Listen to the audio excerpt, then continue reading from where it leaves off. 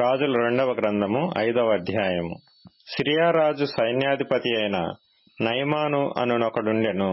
అతని చేత యెహోవాయే సిరియా దేశమునకు జయము కలుగజేసి ఉండెను గనుక అతడు తన యజమానుని దృష్టికి గనుడై దయ పొందినవాడాయెను.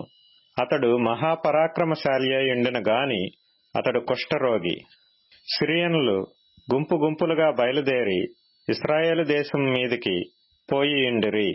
వారు అతడి నుండి ఒక చిన్నదాని చెరగొని తేగా అది నయమాను భార్యకు పరిచారము చేయుచుండెను. అది షోమ్రోన్లోనున్న ప్రవక్త దగ్గర నా ఏలినవాడు ఉండవలెనని నేనెంతో కోరుచున్నాను.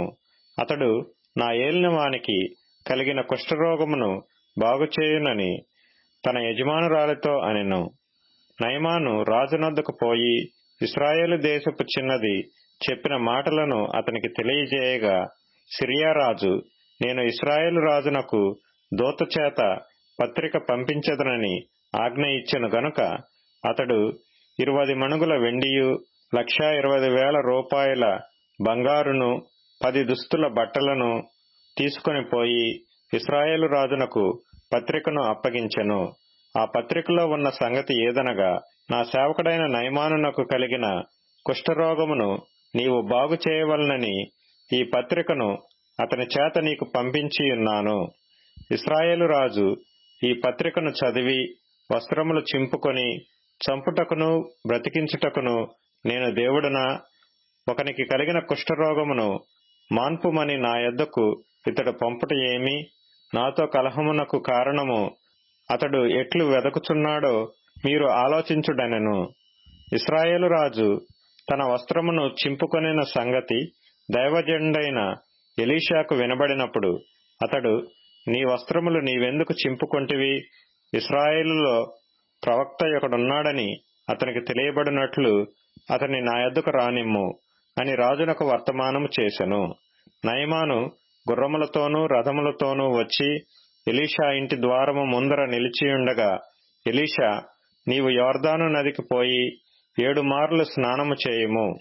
నీ ఒళ్ళు మరలా బాగై నీవు శుద్ధుడవగుదువని అతనితో చెప్పుటకు ఒక దూతను పంపెను. అందుకు నయమాను కోపము తెచ్చుకొని తిరిగి పోయి ఇట్లనెను, అతడు నా యొద్దకు వచ్చి నిలిచి తన దేవుడైన యెహోవా నామమును బట్టి తన చెయ్యి రోగముగా ఉన్న స్థలము మీద ఆడించి కుష్ఠరోగమును మాన్పునని నేననుకొంటిని. దమస్కు నదులైన అబానాయును ఫర్పరును ఇశ్రాయేలు దేశంలోని నదులన్నిటికంటే శ్రేష్టమైనవి కావా? వాటిలో స్నానము చేసి శుద్ధి నొందలేనా అని అనుకొని రౌద్రుడై తిరిగి వెళ్లిపోయెను. అయితే అతని దాసులలో ఒకడు వచ్చి, నాయనా, ఆ ప్రవక్త ఏదైనానొక గొప్ప కార్యము చేయుమని నియమించిన ఎడల నీవు చేయకుందువా? అయితే స్నానము చేసి శుద్ధుడవు కమ్మను మాట దానికంటే మేలు కాదా అని చెప్పినప్పుడు అతడు పోయి దైవజనుడు చెప్పినట్లు యొర్దాను నదిలో 7 మార్లు మునుగగా అతని దేహము పసిపిల్ల దేహము వలెనై అతడు శుద్ధుడాయెను. అప్పుడు అతడు తన పరివారంతో కూడా దైవజనుని దగ్గరకు తిరిగి వచ్చి అతని ముందర నిలిచి, చిత్తగించుము, ఇశ్రాయేలులోనున్న దేవుడు తప్ప లోకమంతటి యందును మరి ఒక దేవుడు లేడని నేను ఎరుగుదును. ఇప్పుడు నీవు నీ దాసుడైన నా యొద్ద బహుమానము తీసుకొనవలసినదని అతనితో చెప్పగా, ఎలీషా, ఎవని సన్నిధిని నేను నిలువబడి ఉన్నానో ఇశ్రాయేలు దేవుడైన ఆ యెహోవా జీవము తోడు నేనేమియూ తీసుకొనను అని చెప్పెను. నయమాను అతనిని ఎంతో బతిమాలినను అతడు ఒప్పకపోయెను.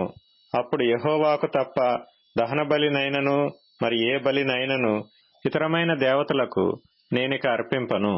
2 కంచర గాడిదల మోయుపాటి మన్ను నీ దాసుడనైన నాకు ఇప్పించకూడదా?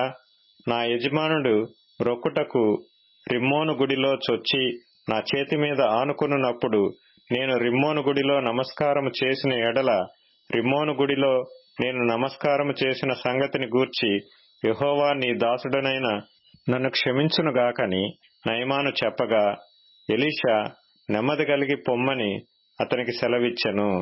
అతడు ఎలీషా యొద్ద నుండి వెళ్లి కొంత దూరము సాగిపోయెను.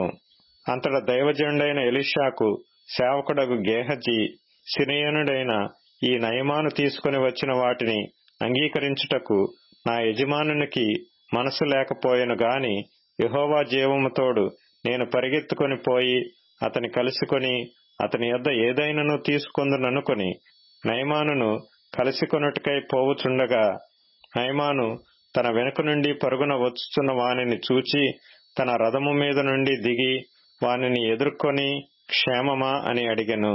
అతడు క్షేమమే అని చెప్పి, నా యజమానుడు నా చేత వర్తమానము పంపి, ప్రవక్తల శిష్యులలో 2 యవ్వనులు ఎఫ్రాయిము మన్యము నుండి నా యొద్దకు ఇప్పుడే వచ్చిరి గనుక నీవు వారి కొరకు 2 మణుగుల వెండియు 2 దుస్తుల బట్టలను దయచేయమని సెలవిచ్చుచున్నాడనెను. అందుకు నయమాను, నీకు అనుకూలమైతే రెట్టింపు వెండి తీసుకొనుమని బతిమాలి 2 సంచులలో 4 మణుగుల వెండిని కట్టి 2 దుస్తుల బట్టలనిచ్చి తన పనివారిలో 2 మీద వాటిని వేయగా వారు గేహజీ ముందర వాటిని మోసుకొని పోయిరి. మెట్ల దగ్గరకు వారు రాగానే వారి యొద్ద నుండి గేహజీ వాటిని తీసుకొని ఇంటిలో దాచి వారికి సెలవీయగా వారు వెళ్లిపోయిరి. అతడు లోపలికి పోయి తన యజమానుని ముందర నిలవగా ఎలీషా వానిని చూచి, గేహజీ నీవెచ్చట నుండి వచ్చితివని అడిగినందుకు వాడు, నీ దాసుడనైన నేను ఎచ్చటికి పోలేదనెను. అంతట ఎలీషా వానితో, ఆ మనుష్యుడు తన రథము దిగి నిన్ను ఎదుర్కొనుటకు తిరిగి వచ్చినప్పుడు నా మనస్సు నీతో కూడా రాలేదా? ద్రవ్యమును వస్త్రములను ఒలీవ చెట్ల తోటలను ద్రాక్ష తోటలను గొర్రెలను ఎడ్లను దాసదాసీలను సంపాదించుకొనుటకు ఇది సమయమా? కాబట్టి నయమానునకు కలిగిన కుష్టు నీకును నీ సంతతికిని సర్వకాలము అంటియిండును అని చెప్పగా వాడు మంచు వలె తెల్లనైన కుష్ఠము కలిగి ఎలీషా ఎదుట నుండి బయటికి వెళ్ళెను.